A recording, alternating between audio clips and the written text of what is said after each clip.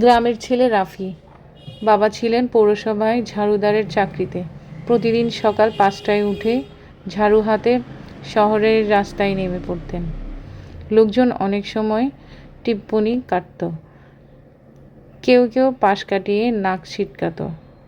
রাফি ছোট থাকতেই বুঝে গিয়েছিল এই কাজটাকে কেউ সম্মান দেয় না, কিন্তু এই কাজেই তার পরিবারের ভাত জোটে। স্কুলে সে মাঝে মাঝেই লজ্জায় পড়ে যেত। একদিন এক সহপাঠী বলল, তোর বাবা তো ময়লা পরিষ্কার করে, তোর তো স্কুলেই আসা উচিত না। সেদিন রাফি বাড়ি ফিরে কান্নায় ভেঙে পড়ে। বলল, বাবা, আমি কেন এত ছোট? কেন আমার বাবা ঝাড়ুদার? বাবা চুপ করে রইলেন কিছুক্ষণ, তারপর বললেন, ছেলেকে মানুষ করতে হলে কোনো কাজই ছোট না। তুমি শুধু প্রমাণ করো তোমার স্বপ্ন কত বড়। সেদিন থেকে রাফির জীবনের মূলমন্ত্র হয়ে দাঁড়ালো, আমার বাবার মতো হয়েও আমি বড় হব। রাফি জানতো তাদের পক্ষে কোচিং বা ভালো টিউশন সম্ভব না, তাই সে লাইব্রেরিতে সময় কাটাতো। পুরনো প্রশ্নপত্র পড়ে নিজে নিজে প্রস্তুতি নিত। বাবা ঝাড়ু দিতে বের হলে রাফি বাবার হাতে একটা কাপড়ের গ্লাভস দিত, যাতে হাতে কাটা না লাগে। ছোট ছোট যত্ন, তাতেই ছিল তার ভালোবাসা। রাফি সরকারি অফিসার হওয়ার জন্য বিসিএস পরীক্ষায় বসলো। লোকজন বলতো, ওরে ঝাড়ুদারের ছেলে বিসিএস দিবে, হা হা হা। রাফি শুধু হাসতো।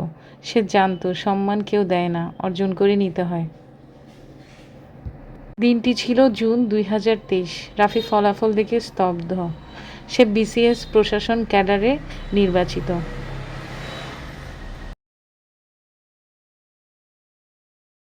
সে বলে উঠল, আজ থেকে এই শহরের প্রশাসনের দায়িত্ব আপনার ছেলের।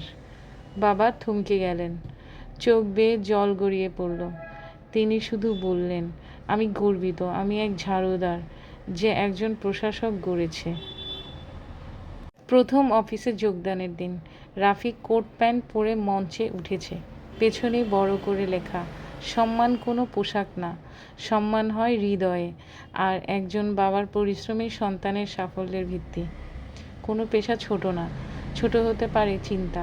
সংগ্রামের পথে হাঁটতে হয় একা, কিন্তু বিশ্বাস করলে একদিন গোটা পৃথিবী তোমার পাশে দাঁড়াবে।